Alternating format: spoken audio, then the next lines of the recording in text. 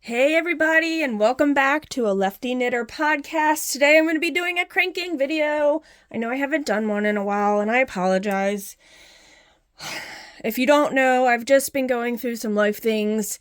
I lost my dad, and it's been hard. So grieving is a weird wave, and there's days that I just haven't even touched my machine. So let's get into it though, okay? Sorry, I didn't mean to start off like that, but you know, I'm trying to put out content, and I am always pretty truthful with people of why I might have had a video. So here we are. All right, so I have an Erlbacher Speedster.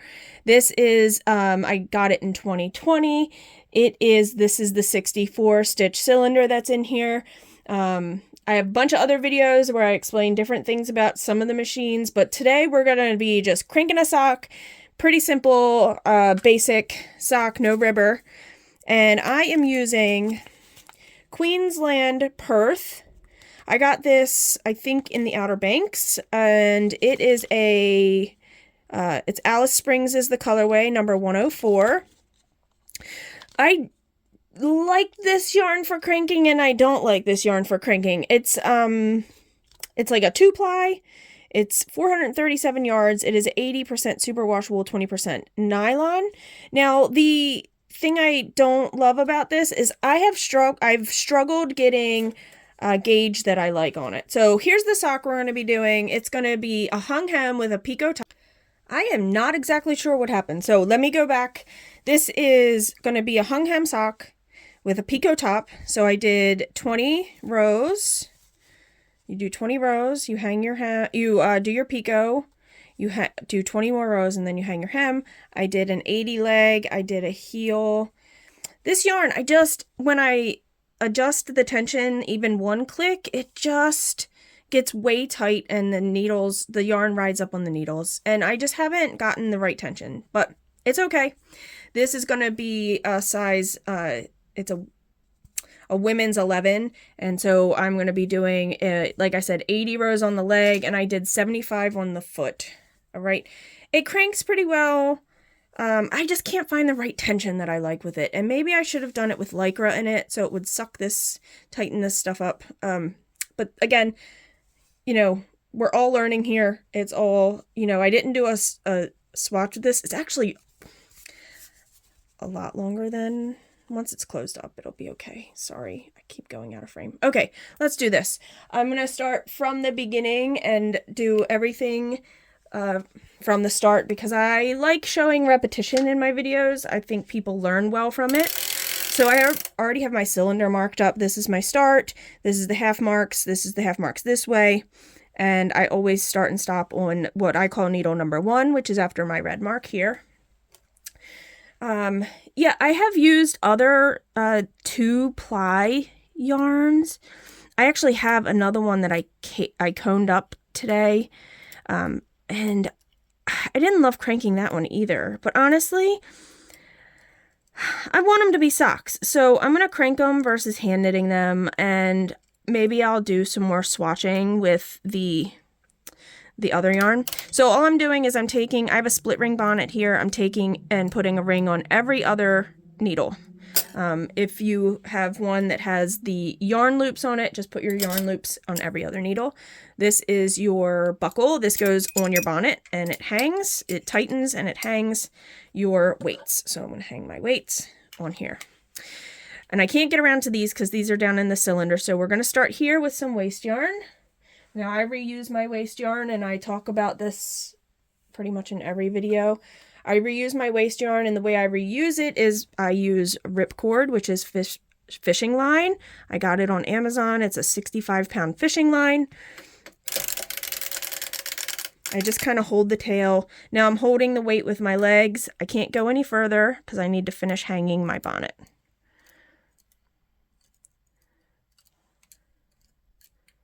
I'm a lefty, so I do everything pretty much with the tool in my left hand, in case you're curious. That is why my channel is called a Lefty Knitter Podcast. You want to use, you know, at least 8 to 12 rows of waste yarn so you're not dropping stitches. You don't want to make your waist yarn too short. Here, it doesn't matter, mostly on the toes. Here it kind of matters though. I'm going to pull my tail in. I'm on the last stitch, number 64. I'm going to start my fishing line on stitch number 1, needle number 1. And you do one full round. Sorry, I didn't tuck that in. One full round with the fishing line. Some people overlap it. You can do that. You don't have to. So I just kind of hold the tails. I do put my yarn, my fishing line in my guide. If you're wondering, I don't just let it dangle anywhere. It's in my guide for my yarn. I just find it works for me that way, and I just continue. So it stopped on that one, and then I'm going to start my project yarn on needle number 1. And we're going to crank 20 rows. So let's reset the counter.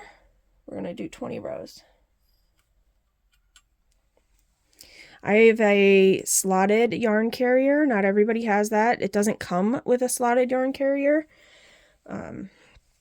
You have to buy it separately from Erlbacher. The deluxe packages might have a slotted yarn carrier. I'm not sure, actually. I'm just going to hold that the first couple rows. Some people have, like, weights that they clip on. You can do that, too.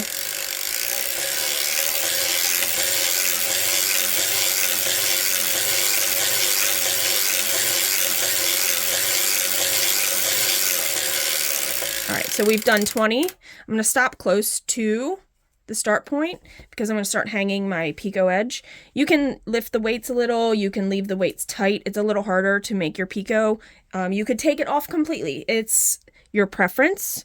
And now I'm going to be using my pick tool. I like using this end. I have less chance of dropping the stitch when I'm moving it. So what I'm doing is there's stitch 1, needle 1 and 2. I'm going to take every other stitch and move it to its previous one. So 2 is going to go to 1. Oops. And it does rise a little. It can rise a little on you if you lift the weights. So just remember that, okay? So 2 went to 1. And I apologize sometimes if I use the wrong term. I don't mean to do that. My mouth gets ahead of my brain. So just, I'm apologizing for, it's not like a mistake. I just say the wrong term. So I just hope I don't confuse people when I do that. I try to correct myself if I realize. So we've done 4 to 3. Now I'm going to do 6 to 5. Now you can go either direction. You could have went 1 to 2 and 3 to 4. It's, again, whatever you want to remember. I just suggest that it goes in the same direction. I think it keeps it cohesive. So we're just going to keep going all the way around until we can't go any further, which is going to be over here. Sometimes the needles rise up. As long as the latch doesn't go above it and close, you're okay. Maybe I'm lifting too much with the weight, okay? You just have to find a comfortable spot. And at some point, I'm probably going to get in my own video in my own way here, okay? And hit the camera or whatever else. So that one to that one's over here. I don't move my camera much, and I only have one, so I can't do multi-shots. If you sign up for SockTV, Jamie Mayfield has lots of great videos. She also does a free video every Friday, and I believe it's up for a little bit of time, so you can go back and rewatch it.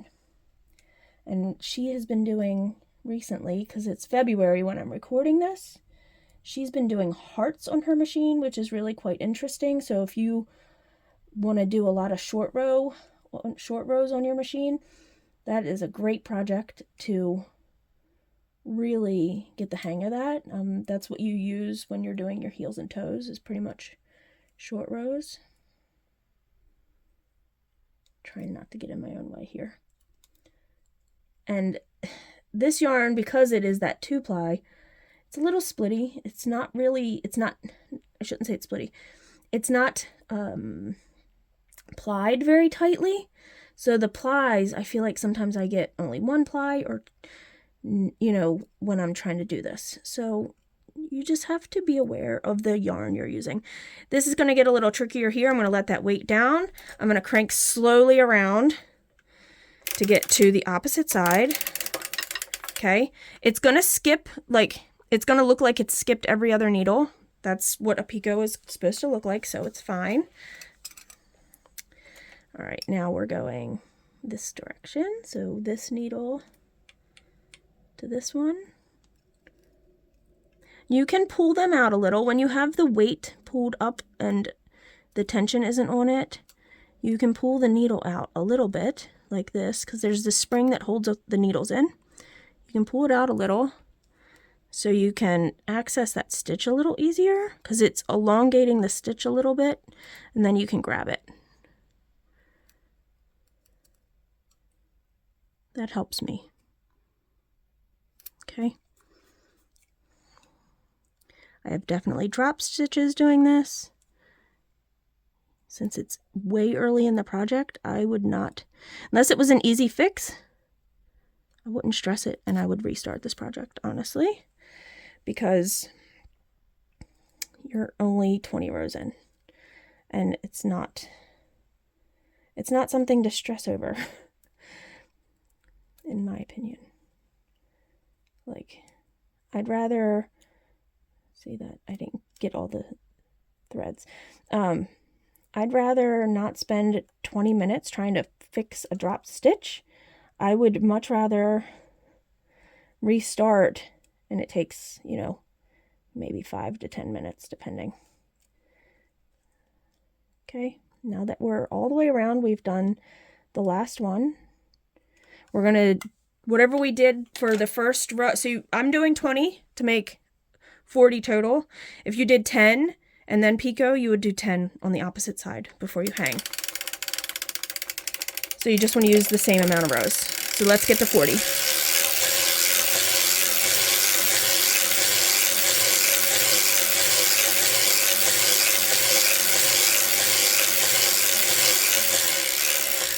And I'm going to stop pretty close again.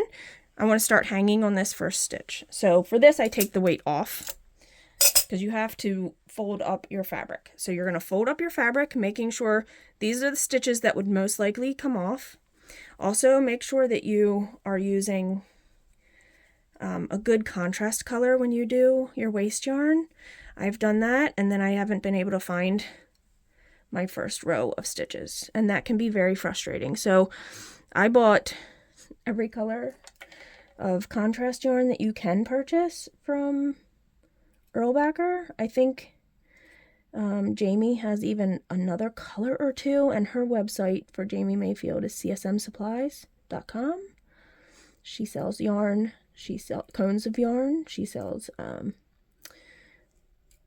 waste yarn, she sells other products too, and now she has the True Knit. So I don't know, I think she still has the CSM supplies. I don't know if True Knit, that's her machine that she's created.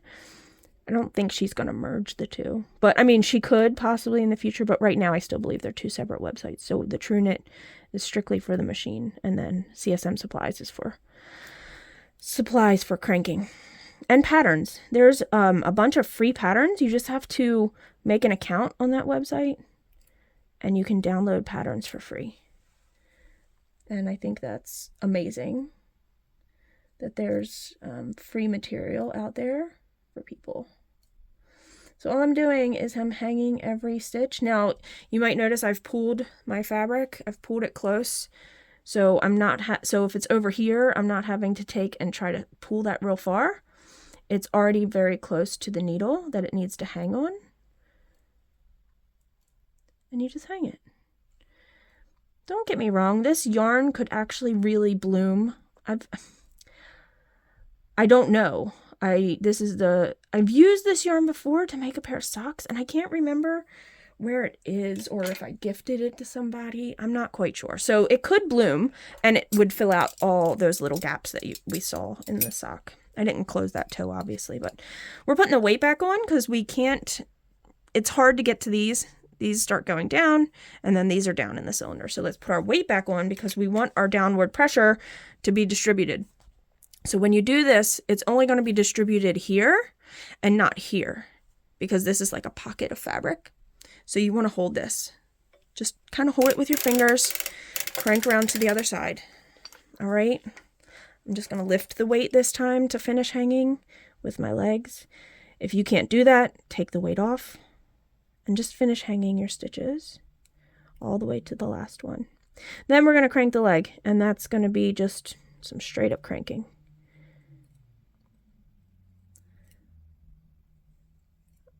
Maybe to make my videos shorter, if nothing happens, if I don't drop anything or something, you know, stuff can happen, anything can happen. It's a machine, it can jam up, etc.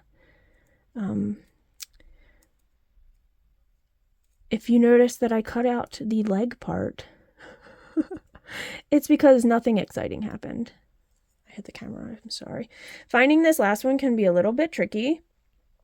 You just follow your yarn. It's coming down here, and it's coming right here. And you hang that last one.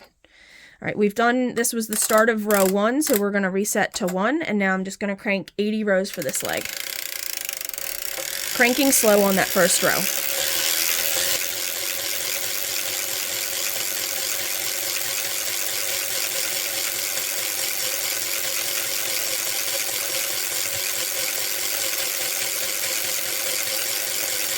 Okay, so you're going to stop before you move your needles for your heel.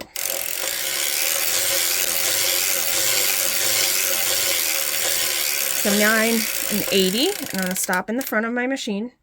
I'm going to do my heel on the front of the machine versus the back of the machine, or the bottom versus the top, however you want to, whatever you want to call that. You got to crank enough forward so the needles are out from under the V-cam, and I'm doing half-half, but I'm going to do half-half with one extra. So I'm going to put one extra down on each side, and I'm going to crank to the back. I didn't put my heel spring on yet, but now I'm going to put my heel spring on. So you have to put your heel spring on, or else your yarn won't be tensioned here. Now I have my half heel weight on, half weight for my heel spring. So I do still tension the yarn a little bit.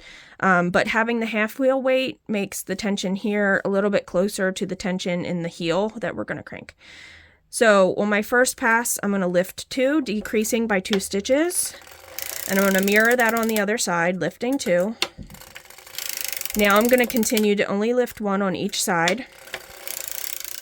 And when I start noticing my needles or my yarn is rising on my needles and not going all the way down, I'm going to put my heel weights on. So these aren't going all the way down, they just settled, but I'm just going to put my heel weights on now, so that's taken care of, and I don't have to think about it.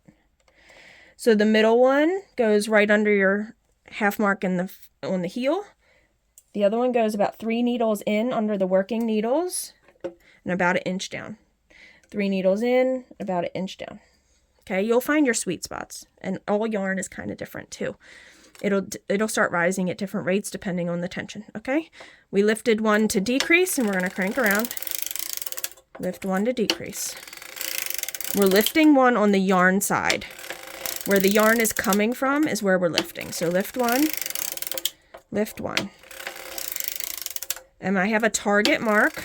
This black needle here is my target mark that I'm trying to get to.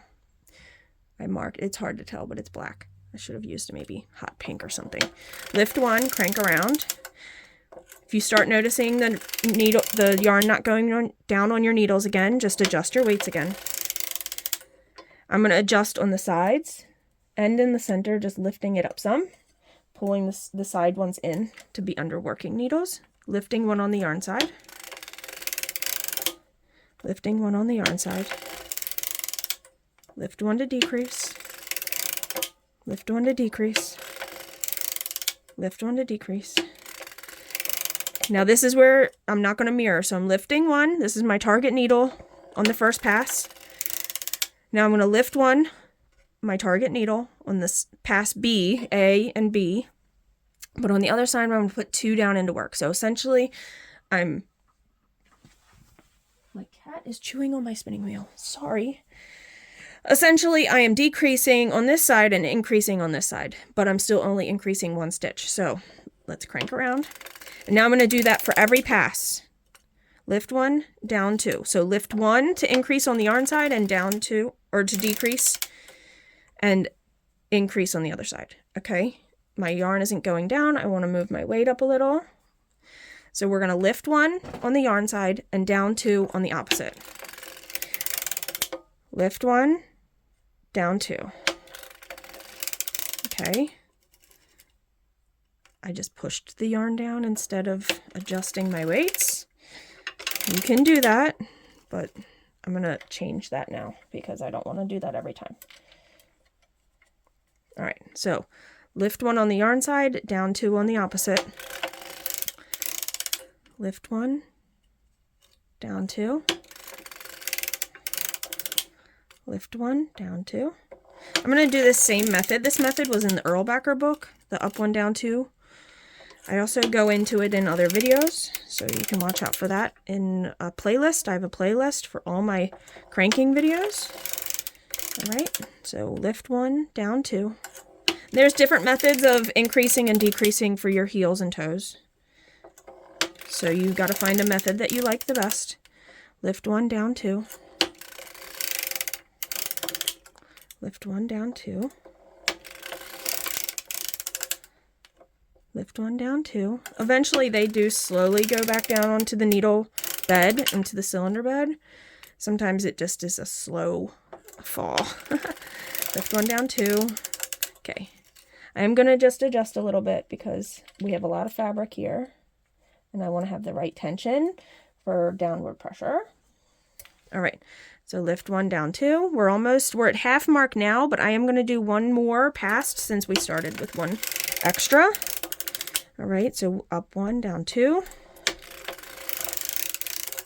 This is up 1 and now down 2, so this is where we started on this side. I am going to lift it back up though, push down 2, and this is where we had started on the opposite side. Okay, we're going to lift 1, we're going to stop at the front. We're going to put all our needles back down into work, making sure all of our latches are open. You don't want to close a latch. You don't need to smush them down. They don't need to be smushed. If you smush them, the latches could close. I'm going to reset my counter because this is the start of my foot.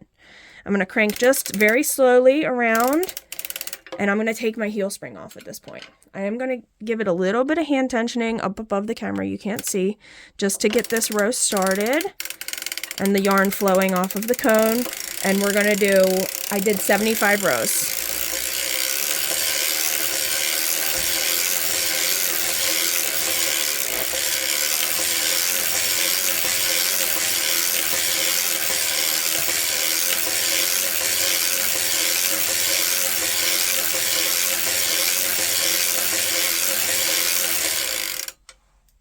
I'm going to go check on my kid. I think I hear her upstairs. So one moment.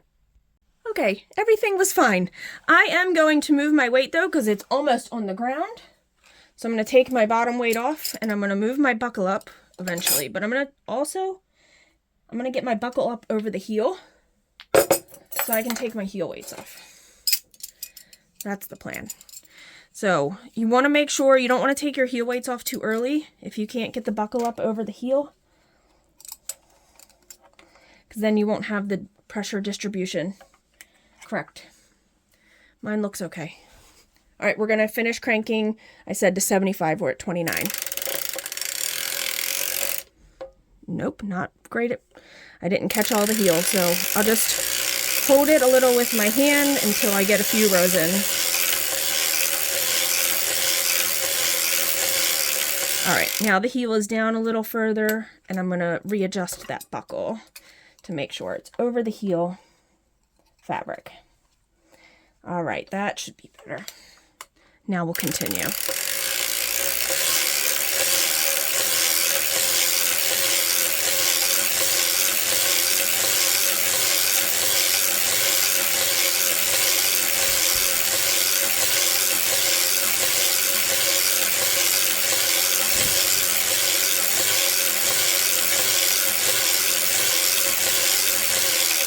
Stopping at the front because I'm going to do my toe also on the front or the bottom of my machine, which means I'm going to do a bunch of short rows like we did for the heel. I'm going to increase again, and we're only going to do half for the toe, because what you're going to do is you're going to be Kitchenering, I'm going to be Kitchenering these stitches, these ones right here that we're looking at, to our last row of increased stitches when we finish the toe increases. All right, so we did half at 75, and we're going to lift up. All right, you'll crank to the back. You'll put your heel spring on. I didn't do the 2, so I'm not doing the 2 down or 2 up. I'm just going to lift 1 to decrease and work on my toe. Lifting 1 on the yarn side to decrease. Lifting 1 on the yarn side to decrease. When the stitches start going down all the way, we're just going to put those weights in to give us the right distribution of pressure. Because you don't want to drop a stitch. If you don't have the right pressure pushing down, you could potentially drop a stitch. So we're on this side, the yarn is on this side. We're going to lift 1 to decrease and crank around. I always move my weights before I move my needles, so I remember what I was doing. It's just, that's my system to remember. Lift 1 on the yarn side. Lift 1 on the yarn side. Lift 1 on the yarn side. Lift 1 on the yarn side to decrease, and we're going to decrease back down to that same mark. You can have different marks for your heel and toe stops for your targets. Totally up to you how wide you want your toe or your heel to be. Remember, if you make it a wider toe, you might need more rows because for the foot part. So just remember that. So we're on this side. We're going to lift 1 to decrease. Crank around. Lift 1 to decrease. Lift 1 to decrease. Lift 1 to decrease. We're almost there. Lift 1. I'm just going to adjust that center weight real quick a little bit. Lift 1 to decrease and crank around. That was the last one. I'm going to do the same method. So I'm going to do the 1 up, 2 down, 1 up on the yarn side, 2 down on the opposite. And now we're increasing. Lift 1. It's not going down. I'm going to adjust on the next row. Okay, so let's adjust again. I'm just going to move the outside ones in because I didn't touch them last time. Lift 1, down 2. Lift 1 on the yarn side, 2 on the opposite. I'm losing pressure again. Lift 1, down 2. I'm sorry, I'm going to have to pause. All right, sorry about that. We're going to continue. 1 up, 2 down. 1 up, 2 down. 1 up, 2 down. On the yarn side, I'm going to move my weights. Okay, see how it's not going all the way down? 1 up, 2 down. 1 up, 2 down. 1 up, 2 down. 1 up and 2 down. Moving my weight again because it's not properly distributed. So I'm having it's rising and I don't want that to happen. Okay, 1 up and 2 down. Now it changes a little on the last row because you don't want to go more than your half-half. Okay, so 1 up, 2 down. 1 up, 2 down. Now this side you're doing 1 up and here's your 2 down, so you're half-half on this side. Now you're not going to manipulate any needles on this side. You're not lifting. You're just going to put 2 down on the opposite side and crank around. This is where you're going to stop. You're done with your working yarn. You're going to cut a long tail. And you're going to take it out of the carrier and you're going to put it in your machine long enough so you can Kitchener. All right. You're going to get a yarn that's a very good contrasting color. I'm going to use green because green, I haven't used the green as past. So in this colorway, what I do is I bring it around almost all the way around before it starts clicking any of the needles. I'm going to get it in here. So it's the tail, whoops, my tail was in there. My tail was stopped on this needle and my new tail is going to also stop right there. I'm going to put my heel spring on, but I have to hold it. So I have to put my hand in here and hold this. And I'm only going to crank to the front. And you want to go slow. Okay. Crank to the front-ish before these needles start. You get past those needles, I should say. Put them down into work. And you're going to be cranking around in circle again, making sure your latches are open, okay? I do about 1 or 2 rows with that heel spring on, and then I take it off because it doesn't need to be on for this whole time.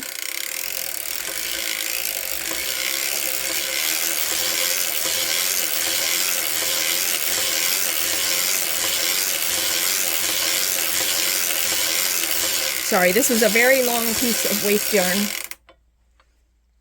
But let's get this off the machine and show you guys.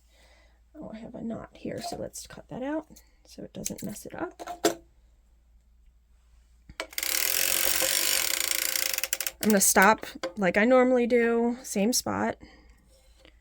Pull it through, put it in the machine. You're going to hold your weights, you're going to crank it off. Okay, let's get that weight off, and then let's adjust you here. I'm going to get my heel weights off and my buckle. All right. So here is my bonnet and waste yarn, the Picot top. Sorry. And here is my ripcord. You want to find the opposite side. So here's the ends. I'm going to go to the opposite. I'm going to find a leg. I'm going to grab it. I'm going to pull it out. It's the magic aha moment. It just comes right off, okay? If you've done your hung hem right, you won't have any drop stitches. You won't have to fix anything or catch anything. You'll just tighten this tail up a little and weave it in. And you will have a finished, all but the toe, being closed sock. That is how you do a Picot hung hem plain sock. Just stockinette sock, no ribbing. Alright guys, happy cranking, and I'll see you in the next video. Bye.